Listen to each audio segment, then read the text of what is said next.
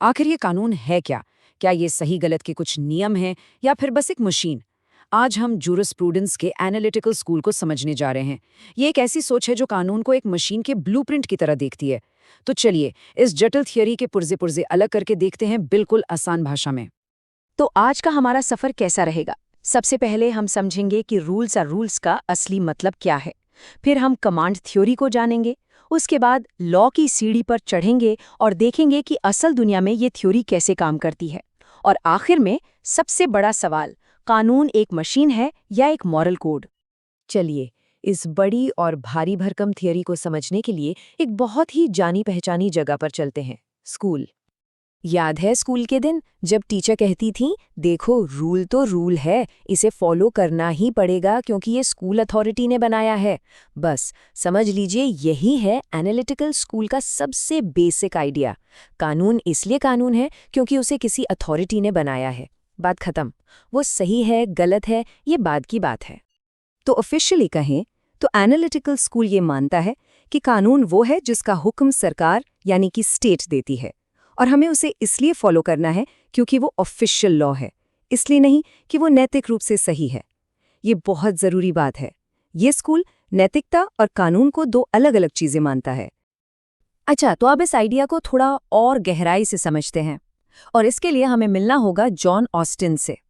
इन्होंने एक बहुत ही मशहूर theory the, the command theory. Austin ने ना कानून का एक सिंपल सा फॉर्मूला बना दिया, 3 स्टेप्स का। पहला, एक कमांड यानी एक हुक्म, जैसे हेलमेट पहनो।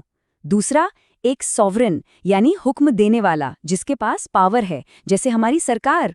और तीसरा, सैंक्शन यानी अगर हुक्म नहीं माना तो सजा मिलेगी, जैसे जुर्माना। बस ऑस्टिन के लिए कानून की मशीन इन्हीं 3 पुर्जों से चलती है, कमांड, सॉवरेन और सैंक्शन। और इसी बात को ऑस्टिन ने अपने एक फेमस कोट में कहा था। वो कहते हैं, कानून का होना एक बात है और वो अच्छा है या बुरा, ये बिल्कुल दूसरी बात है। मतलब सवाल ये नहीं है कि कानून फेयर है या नहीं, सवाल सिर्फ ये है कि क्या वो एक वैलिड लॉ है, क्या उसे सही अथॉरिटी ने बनाया है। अच्छा, ऑस्टिन की बात तो हो गई, लेकिन कहानी यहीं खत्म नहीं होती। अब हम एक कदम आगे बढ़ते हैं। एक इंसान के कमांड से निकलकर एक पूरे सिस्टम की बात करते हैं, और यहाँ एंट्री होती है हेंस केल्सन की। केल्सन ने कहा, देखो भाई, कानून किसी एक इंसान का हुक्म नहीं है, ये तो नॉर्म्स यानी नियमों का एक पूरा सिस्टम है। इसे एक पिरामिड की तरह सोचिए। हर नियम को अपनी पावर अपने से ऊपर वाले नियम से मिलती है।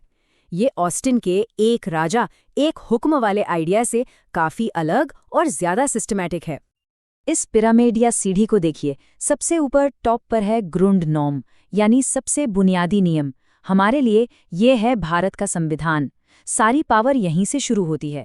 फिर इस संविधान से पावर मिलती है संसद के बनाए कानूनों को, उन कानूनों से पावर मिलती है सरकारी रेगुलेशंस को, और वहां से पावर नीचे आते आते एक लोकल पुलिस वाले के ऑर्डर तक पहुंचती है। देख रहे हैं, ये एक पूरी हायरार्की है। तो थ्योरी तो बड़ी मजेदार है, कागज पर यह मशीन एकदम परफेक्ट लगती है।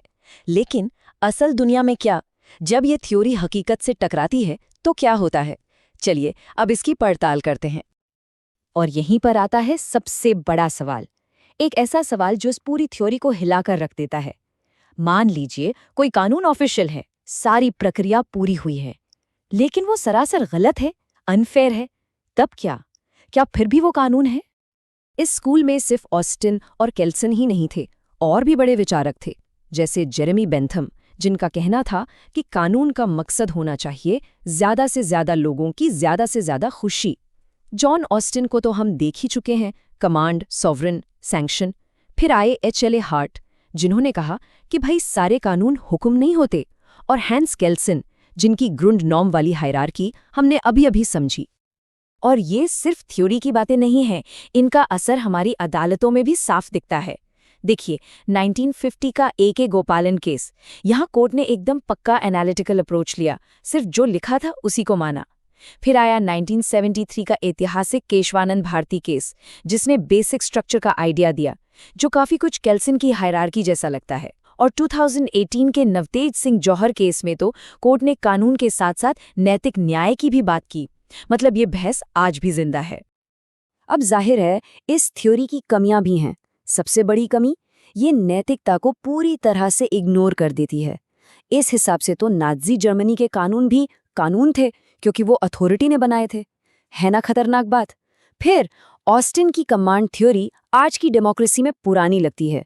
ये जजों के रोल को भी कम करके आंकती है, जबकि हम जानते हैं कि जज सिर्फ कानून पढ़ते नहीं, उसे इंटरप्रेट भी करते हैं। तो घूम फिरकर हम वापस उसी सवाल पर आ गए। कानून आखिर है क्या? एक ठंडी लॉजिकल मशीन या फिर एक नैतिक कोड? चलिए अब इस पूरी बातचीत को समेटते हैं। देखिए, इसमें कमियां हो सकती हैं, लेकिन एक बात तो माननी पड़ेगी। एनालिटिकल स्कूल ने ही हमारे आज के लीगल सिस्टम को एक ढांचा दिया है, एक क्लैरिटी दी है, एक लॉजिक दिया है। इसके बिना सब कुछ बिखरा हुआ होता। ये एक तरह से हमारे कानूनी सिस्टम की नींव है। इस पूरी बहस को समझने का सबसे आसान तरीका है इन दो स्कूलों को आमने सामने रखना। एनालिटिकल स्कूल का फोकस है कानून क्या है, मतलब जो लिखा है वही कानून है, और इसका सोर्स है स्टेट। दूसरी तरफ है नेचुरल लॉ स्कूल। इसका फोकस है कानून क्या होना चाहिए।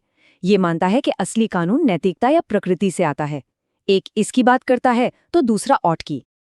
तो जैसा हमने शुरू में कहा था, एनालिटिकल स्कूल के लिए कानून एक मशीन है, एक ऐसी मशीन जिसे सरकार ने बनाया है और जिसके सारे पुर्जे एकदम साफ लॉजिकल तरीके से काम करते हैं। तो आखिर में हम कह सकते हैं कि एक स्कूल कानून को उसका शरीर, उसका ढांचा देता है, तो दूसरा स्कूल उसे दिल देता है, उसकी आत्मा बनता है।